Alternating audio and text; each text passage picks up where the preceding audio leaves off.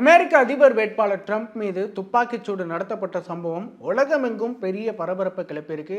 இது மட்டும் இல்லாம இந்த துப்பாக்கிச்சூடு சம்பவம் அமெரிக்காவில் உள்ள துப்பாக்கி சட்டங்கள் குறித்து மீண்டும் ஒரு விவாதத்தை கிளப்பியிருக்கு அப்படின்னு சொல்லலாம். ஏன் அப்படின்னா அங்க இருக்கிற துப்பாக்கி சட்டம் பல விஷயங்களை சர்ச்சைகளை உள்ளடக்கினதா இருக்கு. டொனால்ட் ட்ரம்ப் 2 நாட்களுக்கு முன்னால பிரச்சாரத்தில் ஈடுபட்டிருந்த போது அவர் மீது ஒரு துப்பாக்கிச்சூடு சம்பவம் நடந்தது. இதுல அவர் நூலில் தப்பிச்சிருக்காரு அப்படின்னு சொல்லணும்.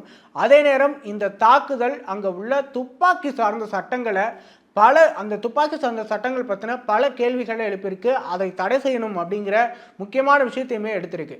அமெரிக்காவை பொறுத்த வரைக்கும் பார்த்தோம் அப்படின்னா அந்த நாட்டினுடைய அரசியல் அமைப்பே துப்பாக்கி வச்சிருக்கிறதுக்கு உரிமையை அந்நாட்டு மக்களுக்கு கொடுக்குது. அதாவது அந்த நாட்டு மக்கள் யாருனாலும் துப்பாக்கி வச்சிருக்கலாம். ஒரு சுதந்திர அரசோட பாதுகாப்பிற்கான தேவையான ஆயுதங்களை வச்சிருக்கிறதுக்கு மக்களுடைய உரிமை மீறப்படாது அப்படின்னு சொல்லி தான் அந்த சட்டம் சொல்லுது. இந்த சட்டம் இருக்கிறதாலேயே அமெரிக்காவில் பலருமே துப்பாக்கிகளை ஈஸியாக வாங்க முடியும். அது மட்டும் இல்லாமல் அமெரிக்காவை பொறுத்தவரை அங்க 18 வயசு நிறைஞ்சிருந்தாலே போதும், அவங்கள 3ல் ஒருத்தர் துப்பாக்கி வச்சிருக்காங்க அப்படிங்கிறது ஒரு டேட்டா இருக்கு. அதே போல கிட்டத்தட்ட 40% பேரோட வீடுகளில் துப்பாக்கி இருக்கிறதாவுமே டேட்டா சொல்லுது. குறிப்பா அதிக ஆற்றல் கொண்ட துப்பாக்கிகள், செமி ஆட்டோமேட்டிக் துப்பாக்கிகள் அமெரிக்கா முழுக்க எப்போதுமே இல்லாத வகையில் ரொம்ப சீப்பான ப்ரைஸில் பரவலாக கிடைக்குது அப்படிங்கிறதுமே கூட இதுக்கு ஒரு மிக முக்கியமான காரணம் அப்படின்னு சொல்லப்படுது. அதாவது எல்லார் கையிலும் துப்பாக்கி போய் சேர்றதுக்கான காரணமாக சொல்லப்படுது. அமெரிக்காவில் மொத்தம் உள்ள 50 மாகாணங்களில் 25ல் பொது இடங்களில் துப்பாக்கிகளை எடுத்து செல்றதுக்குமே அனுமதி இருக்குது. அமெரிக்காவில் 12 மாகாணங்களில் மட்டுமே ஹேண்ட் கன்ஸ் அப்படிங்கிற கை துப்பாக்கிகளை வாங்குறதுக்கான பெர்மிட் தேவை. அதே நேரம் இந்த மாகாணங்களில் ரைஃபிள் வகை துப்பாக்கிகளுக்கு பெர்மிட்டே தேவையில்லை. இந்த ரைஃபிள் துப்பாக்கி மூலமாகவே ஆக்சுவலா இந்த ட்ரம்ப் மேல நடத்தப்பட்ட துப்பாக்கிச்சூடு இந்த ரைஃபிள் தான் யூஸ் பண்ணப்பட்டிருந்தது, கவனிக்கத்தக்கது. அமெரிக்காவில் கலிபோர்னியா, ஹவாய் இந்த மாதிரியான மாகாணங்களில் மட்டும்தான் ரைஃபிள் மற்றும் ஷாட்கன் வைத்திருக்கிறதுக்கு பெர்மிட் வாங்கணும் அப்படிங்கிற ரூல் ஃபாலோ பண்ணப்படுது.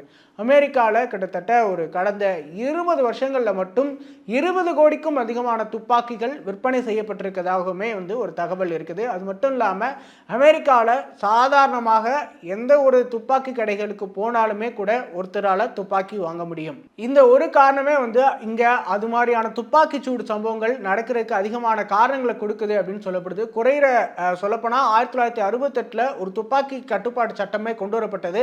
அதுல 18 வயதுக்கு உட்பட்ட நபர்கள், தண்டனை பெற்ற குற்றவாளிகள், மனநலம் குன்றியவர்கள், பணி நீக்கம் செய்யப்பட்ட இராணுவ வீரர்கள் துப்பாக்கிகள் வாங்குறதுக்கு தடை செய்கிறது அந்த சட்டம். ஆனால் சில வகை துப்பாக்கிகளுக்கு மட்டும் கட்டுப்பாடுகள் இருந்தாலுமே கூட பெரும்பாலான வகைகளுக்கு கட்டுப்பாடுகள் இருப்பதில்லை அப்படின்னு சொல்லியுமே அந்த சட்டம் சொல்லுது. 1994ல் அதிக திறன் கொண்ட துப்பாக்கிகளை வாங்குறதுக்கு, அதிக குண்டுகள் வாங்குறதுக்கு அங்கே நாடு முழுக்கவே தடை இருந்தது. இருந்தாலும் அப்போது அதிபராக இருந்த ஜார்ஜ் புஷ் இந்த சட்டத்தை ரத்து பண்ணிட்டார். இந்த சட்டம் ரொம்ப நாள் நீடிக்கலை. அமெரிக்காவில் வாழ்கிற பெரும்பாலான மக்கள் துப்பாக்கிகளை வாங்குறதுக்கு கடுமையான விதிகளை திரும்பவும் கொண்டு வரணும் அப்படின்னு சொல்லி ரீசன்ட் இயர்ஸில் பலருமே கோரிக்கை வச்சுட்டு இருக்காங்க.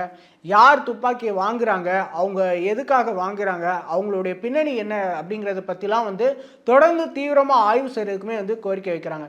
இருந்தாலும் அங்கே துப்பாக்கிகளை தயார் செய்கிற நிறுவனங்கள், சில நிறுவனங்கள் லாபி பண்ணி இந்த மாதிரியான சட்டங்கள் வராமல் பார்த்துக்கிறாங்க அப்படிங்கிறதுமே சொல்லப்படுது. துப்பாக்கிச்சூடு நடந்த பென்சில்வேனியாவை பொறுத்த வரைக்கும் பார்த்தோம் அப்படின்னா கைத்துப்பாக்கி வாங்குறதுக்கு குறைந்தபட்ச வயது 21 இருக்கணும் அப்படிங்கிறதான் அங்கே இருக்கிற ரூல். மேலும் இது மட்டும் இல்லாமல் உள்ளூர் போலீஸாரோட அனுமதி தேவை. ஆனால் இந்த ரைஃபிள், இந்த ட்ரம்ப் சுடுறதுக்காக யூஸ் பண்ணப்பட்ட அந்த மாதிரி ரைஃபிளுக்கு கிடையாது. ஸோ ஷார்ட் கன் வாங்கணும் அப்படின்னா 18 வயசு அடைஞ்சாலே போதும், அவங்களுக்கு கிடைக்கும். பெரிய அளவில் போலீஸ் அனுமதியும் தேவையில்லை, பேக்ரவுண்டோட செக் கூட பெருசாக பண்ண மாட்டாங்க. ஸோ அப்படி இருக்கும்போது எளிதாக துப்பாக்கி வாங்க முடியுது.